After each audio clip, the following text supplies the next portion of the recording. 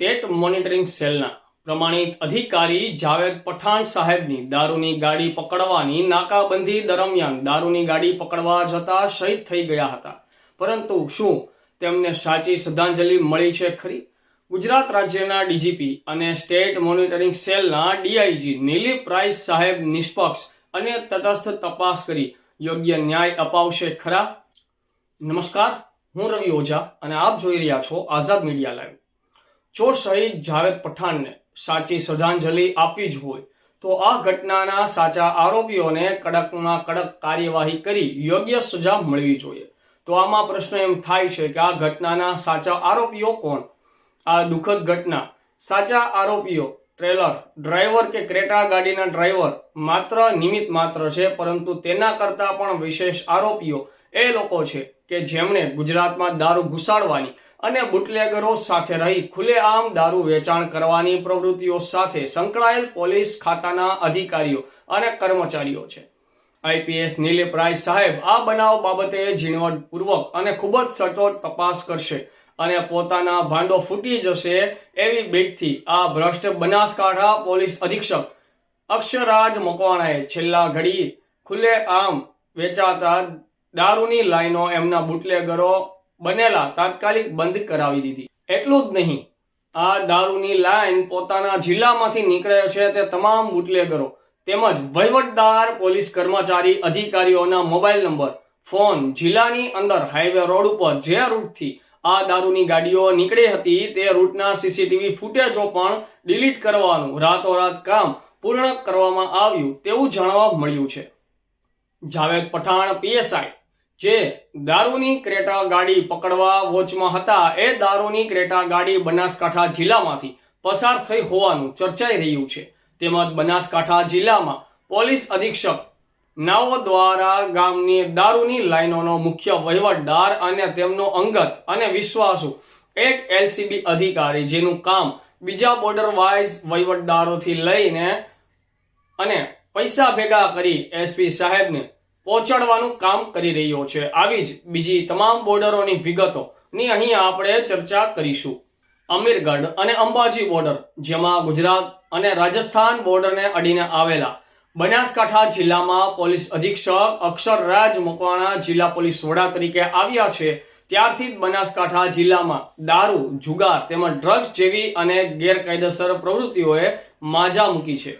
હવે આ બંને જિલ્લાના બુટલેગરોની વાત કરીએ તો મહાવીરસિંહ, દીક્ષા, મનહરસિંહ, બકો, સેલાબ અને દિલીપ જેવા બુટલેગરો થકી તમામ વહીવટો ચાલી રહ્યા છે, જેમાં વહીવટદાર તરીકે 2 એલસીબીના અધિકારીઓ પણ એમની ફરજ નિભાવી રહ્યા છે. બીજા બોર્ડરની વાત કરીએ તો પાથાવાડા અને દાંતીવાડા બોર્ડર, જેના બુટલેગર છે વાદળ, વાસુ, ભૂરો, નાગજી અને વહીવટદાર તરીકે એલસીબીના સ્ટાફ. પછી મુખ્ય બોર્ડર છે ધાનેરા બોર્ડર, જેમાં બુટલેગર તરીકે પીરો રબારી, નરેશ ચૌધરી, પ્રહલાદ ચૌધરી, છોટુ બિશ્નોઈ, ભજન બિશ્નોઈ, મુકેશ વજીર તમામ લોકો બુટલેગરનો ધંધો કરી રહ્યા છે. વહીવટદાર તરીકે એક પીએસઆઈ અને એલસીબીના સ્ટાફ મિત્રો જોડાયેલા છે. થરાદ બોર્ડર, જેમાં બુટલેગર છે વસરામ રબારી અને રૂડો રાજપૂત, જેમાં એક પીએસઆઈ. આ ઉપરોક્ત તમામ વ્યક્તિઓ તથા બનાસકાંઠા પોલીસ અધિક્ષક કે જેઓ માત્ર પોતાના સ્વાર્થ માટે કરોડો રૂપિયા લઈ દારૂની ગાડીઓ ખુલ્લેઆમ ગુજરાતમાં ઘુસાડવાની છૂટ આપી, જેના કારણે વોચમાં રહેલ પ્રમાણિત અને નીડર અધિકારી જાવેદ પઠાણનું મોત નીપજ્યું છે. જેથી આ તમામની તટસ્થ તપાસ કરી કડકમાં કડક કાર્યવાહી થાય તેનાથી પોલીસ બેડામાં પોતાની ફરજ પ્રત્યે દરેક અધિકારી અને કર્મચારીને ભાન થાય, તેમજ દારૂબંધી થાય, જેનાથી ગુજરાતની પ્રજા સુરક્ષિત રહે. ગુજરાતમાં દારૂ ઘુસાડવાનું કામ બંધ કરાવવું હોય તો બનાસકાંઠા જિલ્લામાં પોલીસ શાખાઓમાં અડીંગો જમાવીને વહીવટ કરતા પોલીસ કર્મચારીઓને સજાની જગ્યાએ બદલી કરવામાં આવે તો આ પ્રવૃત્તિ રોકી શકાય છે. બનાસકાંઠા જિલ્લામાં પણ પોલીસ સ્ટેશનમાં પોલીસ કર્મચારીઓ વારંવાર બદલી કરીને માગણી પ્રમાણે પોલીસ સ્ટેશનમાં જતા હોય છે, જેના કારણે દારૂની પ્રવૃત્તિઓ વેગવંતી બની રહે છે. અને કર્મચારીઓને જેના નામ પણ નીચે પ્રમાણે જણાવી રહ્યો છું.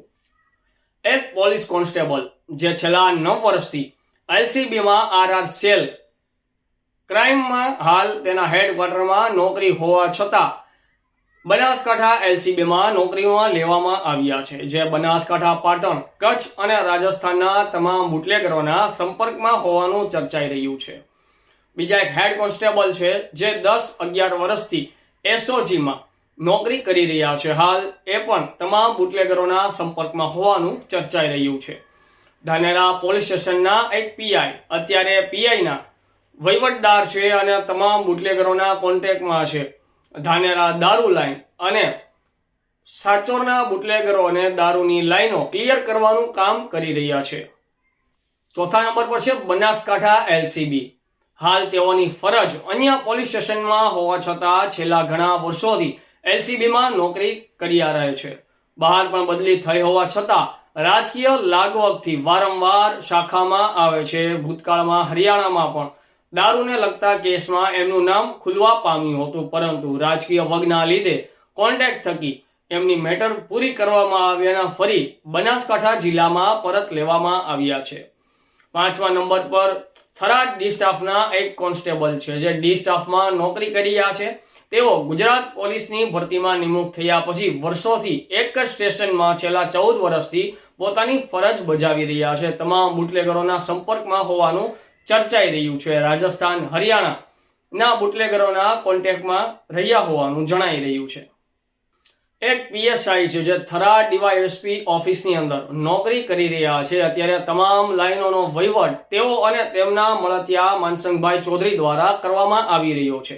લોકોએ પીએસઆઈ જે.એન. પઠાણના મૃત્યુ મામલે થરાદ તાલુકાના તમામ બુટલેગરોને સૂચના આપી હતી કે તમે રાજસ્થાન જતા રહો અને ભગાડવામાં પણ ક્યાંક ને ક્યાંક આ લોકોનો હાથ હોવાનું ચર્ચાઈ રહ્યું છે. બનાસકાંઠા જિલ્લાના આ વહીવટદારોને કારણે કેટલાય પોલીસના ભોગ લેવાયા છે. જિલ્લાની શાખામાં ઘણા કર્મચારીઓ રેગ્યુલર બનીના ઓર્ડર હોવા છતાં અન્ય પોલીસ સ્ટેશનના વહીવટ માટે બોલાવવામાં આવી રહ્યા છે અને ફરજ સોંપવામાં આવે છે, જેના કારણે પોલીસ તંત્ર બનાસકાંઠા જિલ્લામાં ગુના બનતા અટકાવવામાં નિષ્ફળ નીવડી રહ્યું છે. ઉપર આપેલી તમામ હકીકતો રેકર્ડ પ્રૂફ છે. આવા કર્મચારીઓ વિરુદ્ધ સાચી હકીકત બહાર આવે એવી બનાસકાંઠાના જનતાની માંગ રહી છે. બનાસકાંઠા જિલ્લામાં જ્યારે દારૂની લાઈનો ચાલુ હોય ત્યારે આ લોકોની કામગીરી દારૂની ગાડીઓ પસાર કરવાની હોય છે. દારૂની ગાડીઓ બંધ હોય ત્યારે આ બધા પોલીસવાળા ખાનગી ગાડીઓ નીકળતી હોય ત્યારે રોડ ઉપર આવી જાય છે અને બનાસકાંઠા પોલીસ કરતા બુટલેગરનો પાવર વધારે હોય તેવું લોકમુખે પણ ચર્ચાઈ રહ્યું છે. હાલ નામ બધા જ ગુપ્ત રાખ્યા છે કારણ કે પોલીસ અધિકારી ઉપર ગર્વ છે, જેના કારણે ગુજરાત ક્યાંક ને ક્યાંક સુરક્ષિત મહેસૂસ કરી રહ્યું છે. જેને લઈ એમના કર્મને લઈ અને તમામ પોલીસ બેડા અને તમામ પોલીસ સ્ટાફના અધિકારીઓ જે ભ્રષ્ટ છે એમના નામ આઝાદ મીડિયા દ્વારા ગુપ્ત રખાયા છે, પરંતુ તમામની હકીકતો રેકર્ડ પુરાવા સાથે આઝાદ મીડિયા પાસે હાજર છે. આ વિડીયો પછી કદાચ બની શકે કે આઝાદ મીડિયાને ધમકી આવી શકે છે, ખોટા કેસ કરવામાં પણ આવી શકે છે, પણ આઝાદ મીડિયા લાઈવ હંમેશા લોકોની જાગૃતિ માટે કામ કરતું રહ્યું છે અને કરતું રહેશે. સરકારને પણ આ વિડીયોના માધ્યમથી એટલું જ કહેવામાં આવી રહ્યું છે કે ગુજરાતને કાં તો દારૂબંધીમાંથી મુક્ત કરવામાં આવે અથવા આવી ખોટી દંભી દારૂબંધીના નાટક બંધ કરવામાં આવે. જય હિન્દ, વંદે માતરમ.